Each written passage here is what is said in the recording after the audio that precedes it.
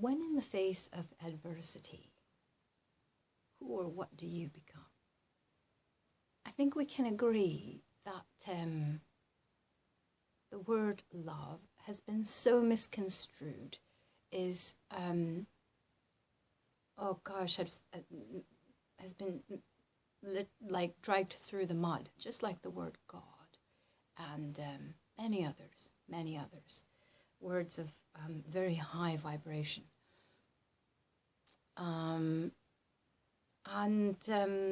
So when I say something like, as per the subject, loving oneself, which we've talked about many times, when we say that, like, really, what does it mean? And actually, who do you become when, say you stub your toe, or you break your partner or your mother's or your kids' favorite something, their favorite mug, or who do you become when you're when someone's on the road and they cut you off, something like that, Who do you become? Do you do you become reactionary?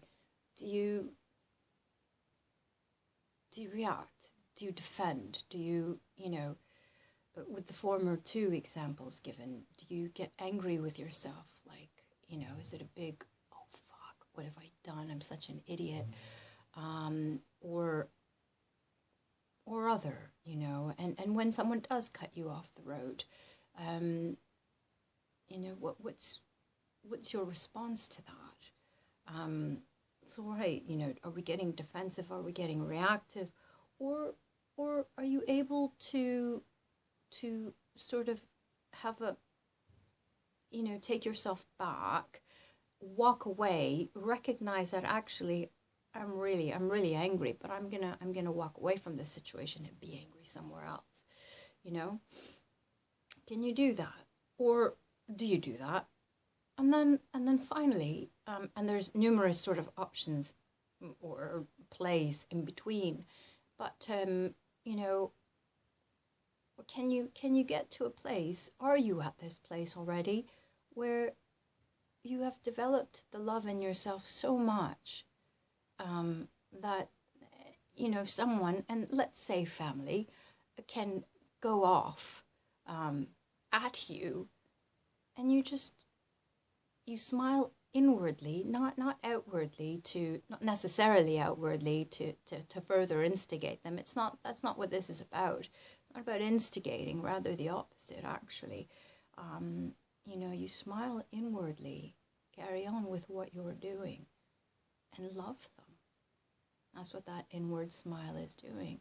You understand that they're just playing out the role that they have done for so long with you, and you're a trigger for them to rise up. So when you don't react and get involved and jump in and engage in the game, and you, because you're so developed, because you're so so practiced in loving all that you are, then they have the opportunity to rise. They can continue to go off, and maybe if you're in really bad circumstances,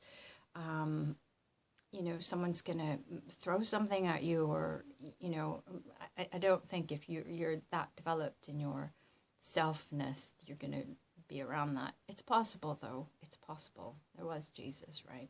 Is Jesus. And what and that's what I constantly ask myself, like, what would Jesus do? What did he do? Well, he was so in his faith, loving and compassionate towards others, that he wouldn't speak of betrayal or injustices done to him. He just kept walking forward, right?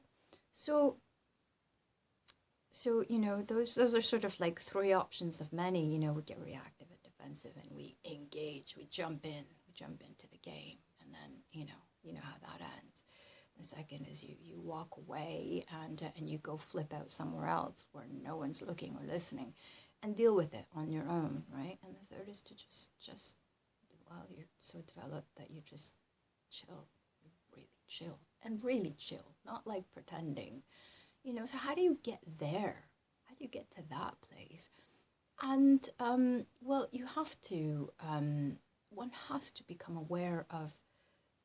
First of all, if you want to be in a situation where someone, family, let's say family, because a family is they are our greatest masters and our greatest triggers, right? And if we can look beyond that, and that's the whole purpose here, when we are able to look beyond that and realize that we're we're dancing this game, dancing to this tune, this song of triggering each other, and dancing along and continuing to rise up together. If one can see that we're just playing a role as actors, and step out of the theater of life and just sort of recognize, as I was saying to someone the other day, we came here, myself and someone who has triggered me, a family member, and before we got to the physical plane, at some point, we agreed to that one person was gonna be the asshole, and volunteered for that position, in order for the other person to grow, to gain the lessons and to carry on with their illumination, with their ascension path upwards, right? So some of us come down here, we all come down here, not down, we're all here, as I might be acting as an asshole to members of my family, but then that's not the only but to others outside, and this is often the case, right, where your family, where you think something of a family member, but in their sphere, people love them, right? People see only good in them, yet we are somehow tainted, and we don't see that, and a lot of that, from my own surmise, comes down to our ego. And so I think I talked about this in a last video, like how can we just see a different perspective, and that's sort of integrating ego and allowing it to walk with us, rather than trying to deny it, which it only speaks louder. Do you know what I mean? Like, so anyways, yeah, so, we act as an asshole to some people, but then, to others, it's the exact opposite, right? So we all come here, and we all arrive here in the physical, having made these contracts with numerous people, and there's the family, and then there's others, who will be in our lives, us and theirs, for a season, reason, or a lifetime, and it might be massive, might be a massive thing, when they're the reason, and your paths only crossed once, but it was enough for your and their, perhaps, illumination, that part. And of course, it's layers and layers and layers and layers, of illumination, just like the film Inception I was talking about before. We wake up from one sort of dream, and we're in another one, and we just carry on. We just keep on going and keep on going, right? And it becomes quite a fun game, when you realize that you're just an actor playing a role, and you're here for everybody else. We're all here for each other, on this path of illumination and ascension. So right, so how do we, get to a level where, someone can be absolutely going off on us, and we don't react at all, and we're able to love them quietly, without a smile, without any show of like, I'm better than you, because that's not what this is about. Absolutely not. It's really knowing that they need to just release everything that's inside, and you happen to be the sort of sponge. Not the sponge, actually, no, you're not receiving their sort of explosion. Um, you're able to transmute it, let's put it that way. You're able to filter it. And when they are in a receptive mode, when they can calm down, if you are truly in all yourself, in your love self, in your God self, then that person has the opportunity to receive the love that you are giving forth quietly. They have that opportunity, and when they don't, then whatever is coming out of them will only return to them. And that's that is the way that it works. When you love continues to come back to you, boomerangs back. But when we are in a state of in the negative vibrations or frequencies, however, whatever you want to call it, we're in a negative state, then that's it. It's always going to come back. It's just one of the universal laws, So how do we get to that place of absolute inner peace, unfazed, unstoppable, unbreakable, limitless? How do we get there? Well, it's noticing, even right here, right now, as you're listening or watching, am I bothering you? Am I saying something that is irking you?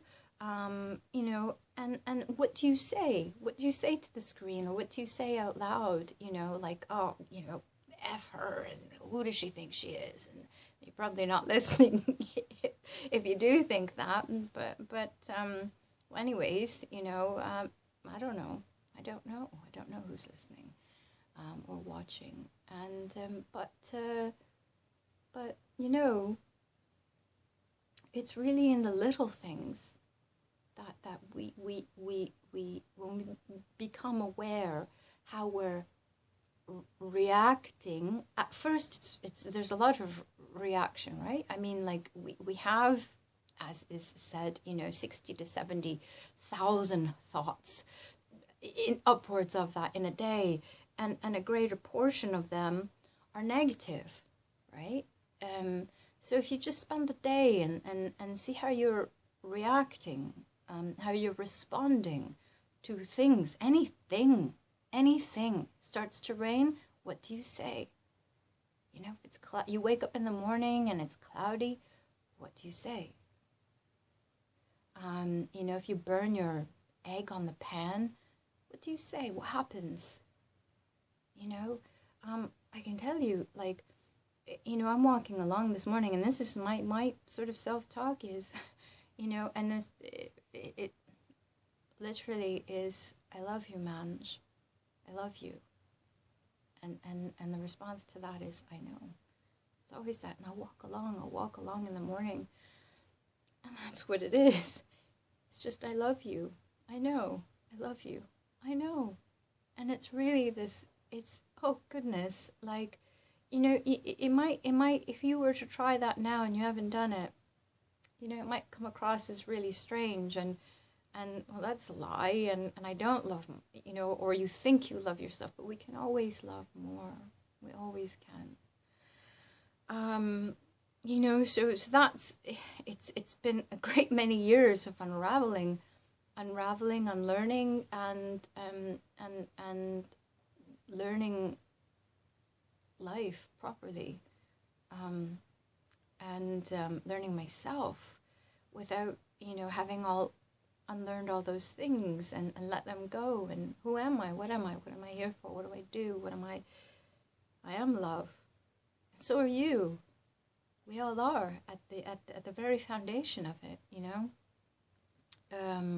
We've talked about loads of things before, so I won't repeat myself in regards to love. Actually, but I do want to say this, and I know it's repetitive, but, someone accused me once, not very long ago, of, craving attention and needing to be the center of attention, which I thought was rather funny, because really what I do, and I think a lot of people could vouch for this, is I give attention, and I praise all the time. And but that you know, being on the receiving end of someone's projection, I really had to contemplate that and understand that they're playing out something for them, which they're, you know, they're playing it out. So you know, upon the next conversation, it was really like, yeah, I do look for attention. I wouldn't say look for it, but I get it. But that's because I give it. And again, it's that natural universal law, right?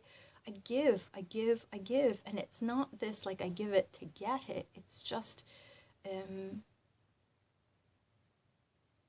well, it's like love and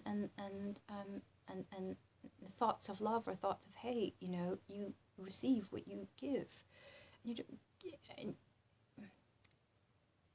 yeah, and I've done this before many times. I have given to receive. I've given my last €5 to the homeless person, you know, the homeless brother, sister on the road asking, my last €5 and you know, with the sort of hope or begging, like, someone see this and let's, you know, and then not someone see this, God, see what I'm doing here. Okay, now give me. And now give. You know, there is that, this sort of falsity. So it's got to be really, really true, really, really from your heart, really honest. But anyways, and going back to attention, you know, again, I love to say this, you know, are we not here to love and attend to each other? Are we not here to praise each other and see each other rise? Is that not what we're here for as humans? You know, look at even in the word human, hue. What is hue? A shade, a color, a colorful being, right? Like, we're here for each other. I can't see any other reason why we're not here, why we are here. We're here for each other. So yeah, give attention, give love, give praise, give all this good stuff is for giving. And then you receive. Not because you gave, but because it's natural. It's natural. Anyways, so yeah. I can't remember how I came to that, but it was worthy of sharing, I think. And you know, so it's noticing who you are in the face of adversity and who you become. That takes you to the place eventually. And if you can imagine it, if you are aware, if you can you imagine actually that you would, you know, when someone's going off at you, that you would actually just be really cool, collected, and love them? Could you imagine that? Because if you can imagine it, it's waiting for you. That's your future self, waiting with loving attentiveness for you to step into. And then, I don't know what's next. You know, we wake up from that level of dream and, you know, go on to a higher attainment, right? And there's a second part to this, because when we can be that okay with the people, the family that are, you know, our greatest masters and triggers, you know, they become the micro of the macro, and the macro is, you know, getting okay with the powers that be, or let's say were, and, you know, being unfazed, unbreakable, unstoppable, limitless, with the rules of the systems of governance. Because when you love yourself so much, so many things happen, and you become your own ruler. You walk into a self that is unfazed by what's going on around you, you can love that as well. And you do. You know, all the bad people of the world and the people that are making us do this and making us do that, creating all kinds of things to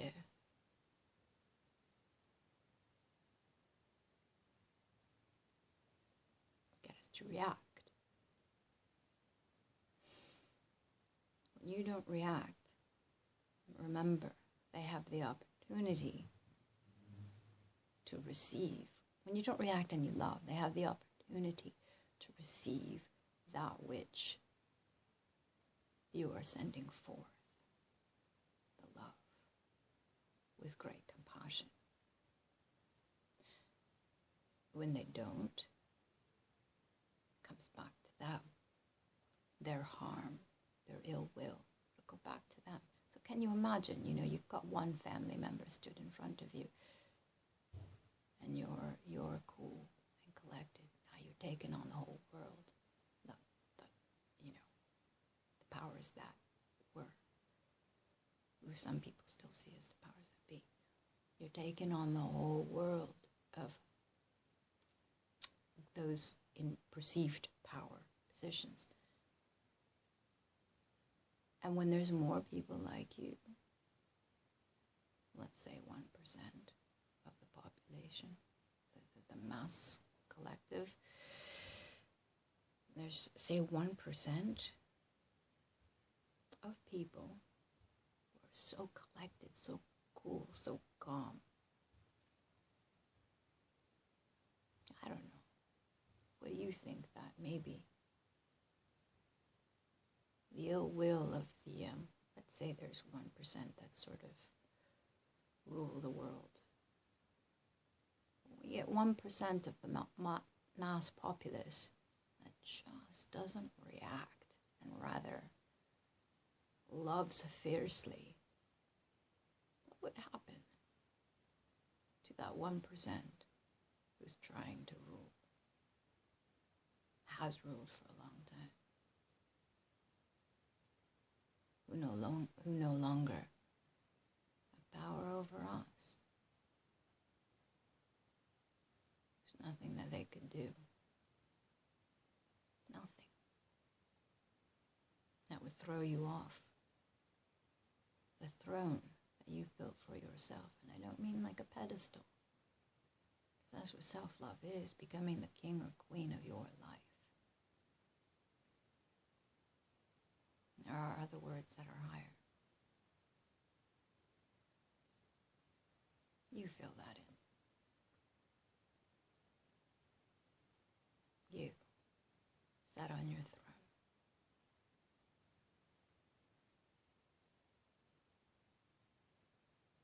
Emanating love and compassion for everyone, everything, everywhere, always. Always. We're doing well. Despite what it looks like out there, we're doing well. Make it your goal to be calm, to be cool, to be collected. Even if you can't do it right now, practice. Practice. You don't call a child who's learning how to walk, an infant, an idiot because he falls on his bum. Do you?